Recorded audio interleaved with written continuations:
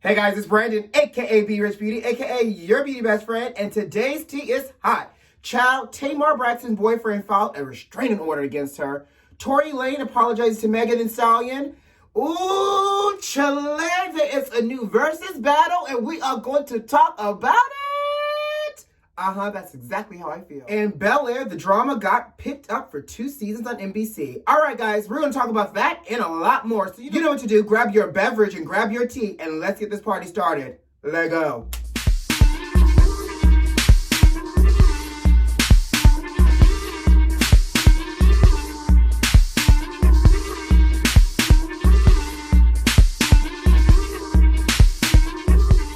Baby, it is thunder and lightning outside today. So you know it's going to be good, kids. It is real shady up in this house today. All right, in the latest episode of Dumb and Dumber 45, y'all president child, y'all know last week he did a press conference telling folks to vote twice, talking about if you mail in your votes, if you need to, and if it doesn't get counted the day of the election, go on down to the precinct and vote in person. Y'all know it's illegal to vote twice, right? Exactly. Apparently not everybody got that memo, especially in the state of Georgia. For one, something's not happening in Florida. Anyways, these fools mailed in their ballots and still went and voted in person for the recent primary election in Georgia. So the Secretary of State is pissed off, obviously, but they have confirmed that they have about 1,000 people that voted twice, which means they could potentially be facing felony charges because, again, voting twice is illegal. So y'all keep going ahead and listening to that man that sits in that White House on Black Lives Matter Avenue, Plaza, Boulevard, Block, that. And listen to him if y'all want to. But what y'all not about to do is play with my democracy. Vote once, stupid, and call it a day. Moving on. Ooh, okay, so I have a few calls today, so I really need to be slightly beat today. So we're gonna spend a little extra time rolling, and doing some a little extra coverage today as well. Anyways, eye cream. So speaking of criminals, y'all know Joe the Exotic? Him from Tiger King, the one that is arrested and behind bars for putting out a hit and a kill for hire for Carol Baskin, the husband killer herself, allegedly. Yeah, him, right? Okay, so Joe the Exotic wrote y'all president on Black Lives Matter, Boulevard Plaza, and everything else in between, a 256-page letter asking to be pardoned.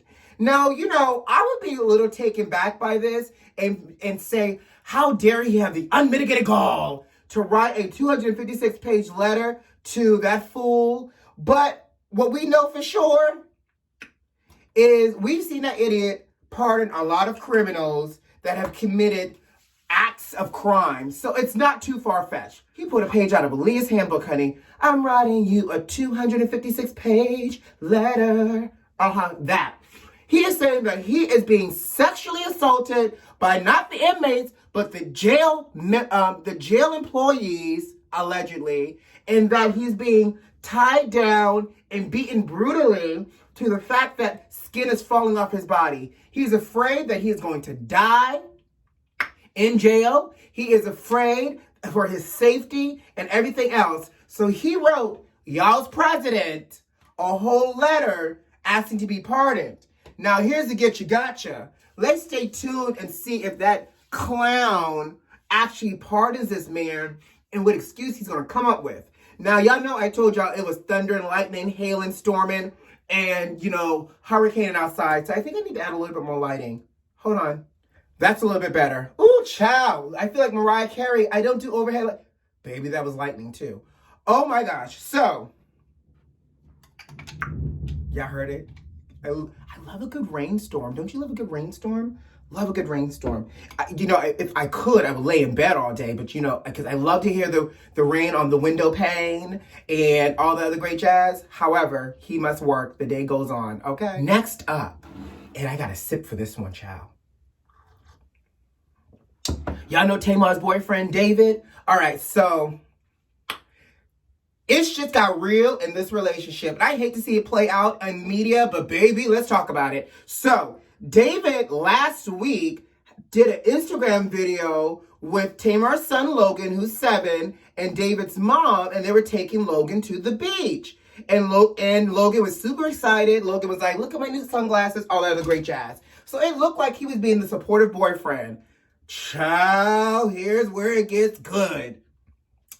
David has filed a restraining order against Tamar, citing domestic violence. Now, here's where I'm giving a little side eye, because sources close to Tamar says that it's not Tamar that's the aggressor. It's David. And in fact, Tamar did a clapback and said on the way to taking Tamar to be checked into a mental facility, because again, y'all know 2 months ago, Tamar tried to commit suicide, and her family, Tony, are saying that Tamar's having some mental health issues. The family's not talking about it, but they're trying to keep a strong front. So Tamar was going to a mental health institution to be checked in, and apparently Tamar questioned David about the Instagram video, wanting to know about it because obviously Logan was in it.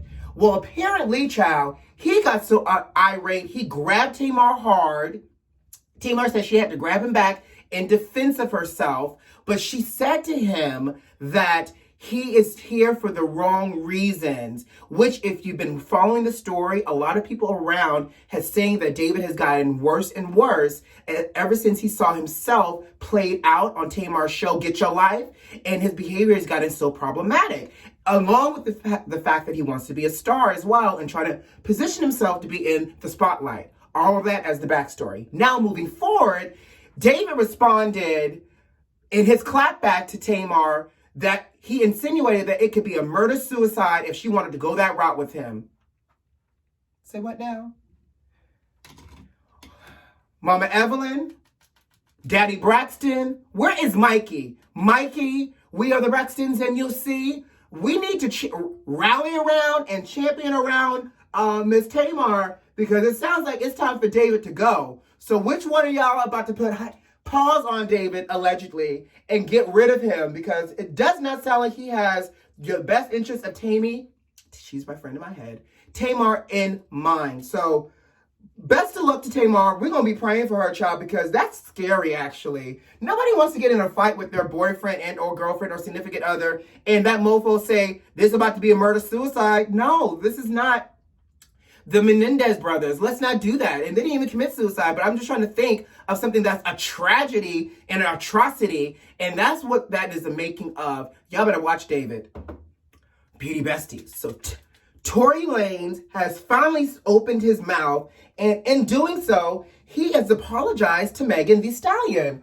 Obviously, he didn't say, Megan, I'm sorry, I shot you. His basic apology was, apparently he sent her a text message after it all happened. It was like, I know you're the last person you want to hear from. I know I'm the last person you want to hear from, but I'm really, really sorry from the bottom of my heart. He then went on to, I guess, apologize even further by saying, I was too drunk, too drunk. Sir, we knew you had to have been drunk. We knew all y'all had to have been full, because the way y'all made this foolishness sound in the news is that y'all was drunk, and ain't no sober-ish like this happening. So apparently, because if y'all recall correctly, Megan was saying that she was scared about saying and talking because they had been out drinking. So apparently, child, Tory can't get too drunk because he likes to shoot folks. Hide your kids, hide your guns, hide the bullets, and cover your feet. Okay? Okay, so do y'all watch Blackish? I like Blackish. I watch Blackish. I actually watch the Ish franchise. I watch Blackish. I watch Mixedish.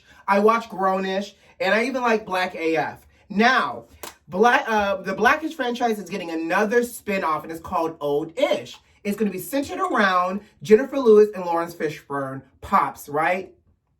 I love this idea because the concept is because if you watch last season, the season finale, they went off on a boat into the sunset. That they are exploring marriage the second go round in an up-and-coming gentrified neighborhood with lots of new faces that goes along with the gentrified neighborhood.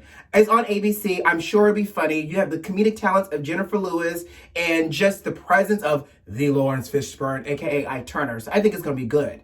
Now, speaking of television shows, let me do my brow. So y'all know that they've been talking about doing a reboot, but a dramatic reboot for The Fresh Prince of Bel-Air ever since that trailer was released by Morgan Cooper. So Cooper's gonna co-write the script. Will Smith announced it on his Instagram page that the show got picked up on already greenlit for 2 full seasons, which is unheard of. Now, this is going to stream on NBC Peacock. Lord, another streaming network. I can't take it. I don't know how much more streaming networks I got on my Fire Stick hard drive, man. And by the way, I'm tired of signing. Who has a Peacock login that y'all gonna run to me? Because baby, I'm not doing another subscription. I can't. I tried, but I can't. But anyway, so it's going to be streaming on Peacock, which is NBC's streaming platform. And again, Bel-Air is going to focus not on the comedic side of the reboot, like typical reboots have been, but they're making it a reboot, but they're making it a dramatic series. So I'm super excited. It's going to be titled Bel-Air, not Fresh Prince of Bel-Air, but Bel-Air. And hopefully we'll see it for 2021. Now, you know, somebody loves me, baby. Because I'm going to tell you something. After that Monica versus Brandy versus, I said to myself, we need to do a versus with some of our legends. And baby, if we thought 2020 was trash, it still is trash. But there is a silver lining after all. Baby, I feel like Miss Sophia when she said, and I rocked back and forth night after night, and I know there was a God. I know there was a God. There is a God, y'all. Patti LaBelle. Somebody loves you, baby. I am on my own over the rainbow.